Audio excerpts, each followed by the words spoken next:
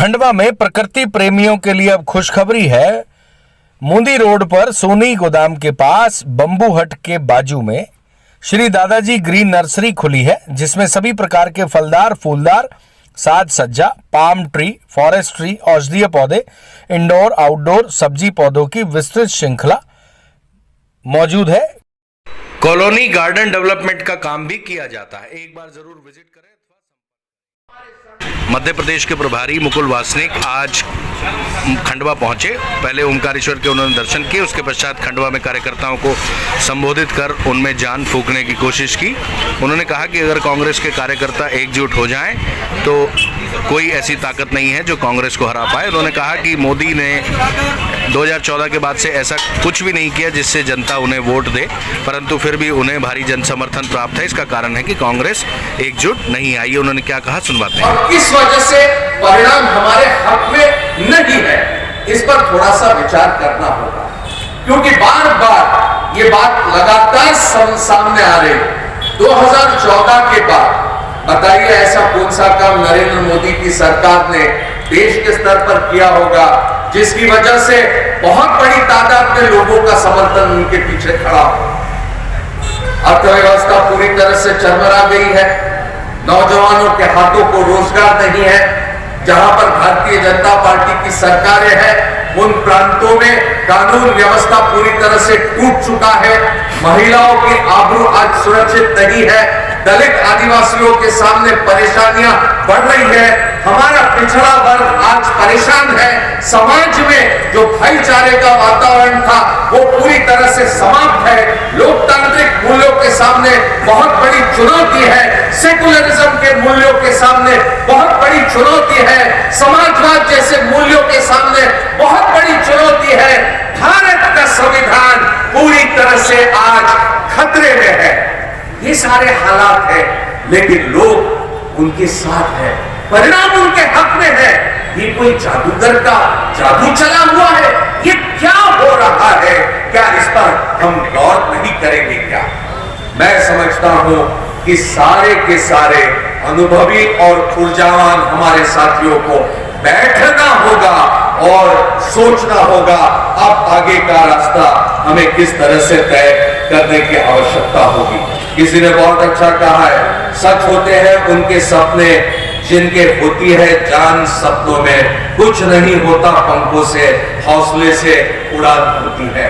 अब पूरे जोश और होश के साथ आगे का रास्ता हमें तय करना है। मैंने प्रतिभा रघुवंशी की बात सुनी, मैंने सिसोदिया जो हमारे समय के युवा कांग्रेस एनएसयूआई के अध्यक्ष थे उनकी बात सुनी, मैंने मंडलोई जी की बात सुनी, मैंने मुनीश जी की बात सुनी, मैंने कुंदन जी की बात सुनी, मैंने सचिन जी की बात सुनी, मैंने अरुण भाई की बात सुनी, रामनिवास जी की, वो बहन तिवारी महिला कांग्रेस की, उनकी बातें, तमाम लोगों की मैंने बात सुनी। और मैं अगर कहूं कि मैं 100% उनके बात से संतुष्ट हूं, उनकी बात मैं मानता हूं, तो वो गलत नहीं होगा।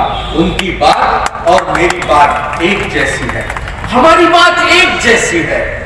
फिर समस्या क्यों बनती है? समस्या इसलिए बनती है क्योंकि हम हमारे उसूलों के, आदर्शों के लड़ाई से ज्यादा हम अपने पदों की लड़ाई में लगे हुए हैं। हम समाज में, राजनीति में अपनी प्रतिष्ठा प्राप्त करने के प्रयासों से ज्यादा पदों को प्राप्त करने को हम ज्यादा महत्व देते हैं। महात्मा गांधी का क्या पद था? क्या पद था लोकमान्य तिलक का? इंदिरा गांधी प्रधानमंत्री से ज्यादा एक मां, एक शक्ति के रूप से आज पूरे दुनिया में जानी जाती है। ऐसे कई आज चंद्रशेखर आजाद की हम पुण्यतिथि मना रहे हैं। क्या पद था उनके पास? पदों से नहीं, समाज में क्या प्रतिष्ठा है वो उसका महत्व बहुत अधिक होता है। और इसलिए मैं आज यहां पर ये कहना चाहूंगा, पदों से कुछ नहीं होता अगर प्रतिष्ठा शून्य होगी, और प्रतिष्ठा अगर है तो कोई पद नहीं रहा तो कोई फर्क नहीं पड़ता। अब आगे हमारी वही कोशिश करनी होगी।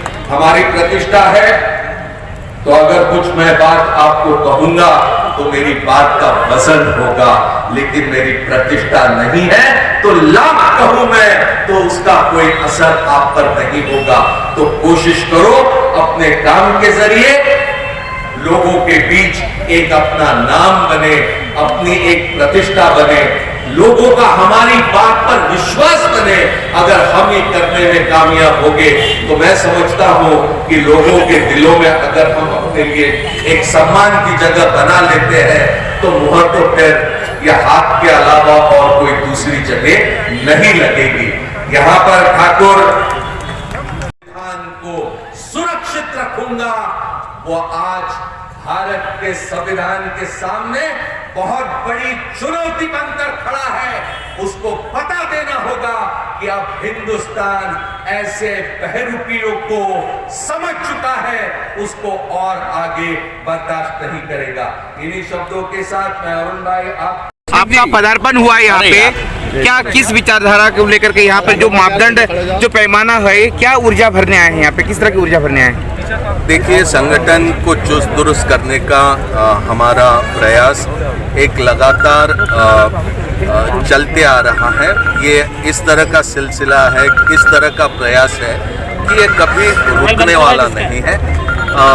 उसी सिलसिले में आज मैं यहाँ पर आया, बरानपुर में हमारी बैठक हुई, यहाँ पर हमारी ये बैठक हुई है। हमने हमारे प्रमुख साथियों की बात सुनने की कोशिश करी और हम समझते हैं कि कांग्रेस की विचारधारा को लेकर पूरे समर्पित भाव से कांग्रेस के तमाम साथी एक नए सिरे से संगठन को हर स्तर पर मजबूत करने का प्रयास करेंगे। चंद्रशेखर आजाद की आज जो है चर्चा हो रही है और आज जम्मू में कांग्रेस के बड़े बड़े नेता एकत्रित हुए, वो कह रहे हैं गांधी परिवार से हमें आज़ादी चाहिए। इस पर क्या कहना चाहेंगे? आप क्या बात कर रहे हो, मुझे इसकी जानकारी नहीं है, किसने कहां पर क्या कहा है, मैं इससे परिचित नहीं हूं। हम कार्यक्रमों में व्यस्त रहे, मेरे सामने ये स्थिति नहीं है। क्या यहाँ पे युवा मंच से सभी ने बदलाव की बात कही, क्या क्या कहना आपको बदलाव? संगठन में लगातार हम जहां पर भी आवश्यकता है वो आवश्यकता के अनुरूप हम जो भी बदलाव करना होता है वो बदलाव करते रहे हैं। मैं नहीं समझता हूं कि इसे हम कोई वार्ता परिषद के ज़रिए हम कोई इस पर चर्चा करें, लेकिन जहां जहां पर आवश्यकता होती है हम स्थानीय नेताओं और कार्यकर्ताओं से बात करके उस पर फैसला करें। लाने की बात हो रही है भाई साहब, गांधी या गोडसे क्या सही है आपके नजरिए? आप अच्छी तरह से जानते हैं कि महात्मा गांधी जी के विचारों पर, उनके आदर्शों पर कांग्रेस पहले चली थी, कांग्रेस आगे भी चलेगी, कांग्रेस आज भी चल रही है। आज भारत ही नहीं तो पूरी दुनिया आज गांधी जी के रास्ते पर चलने की कोशिश में लगी है। ये कोई कम बात नहीं है कि पूरे विश्व में 2 अक्टूबर गांधी जी को याद किया जाता है और गांधी जी के विचारों पर चलने का। आपकी पार्टी 2 धड़ों में क्यों बटी है फिर? हमारी पार्टी कोई 2 धड़े में बटी हुई पार्टी नहीं है। हमारी पार्टी एक विचारधारा में विश्वास रखती है, उसी विचारधारा को लेकर हम आगे चलेंगे। मुगल जी छोड़ने वाली बात हो गई है तो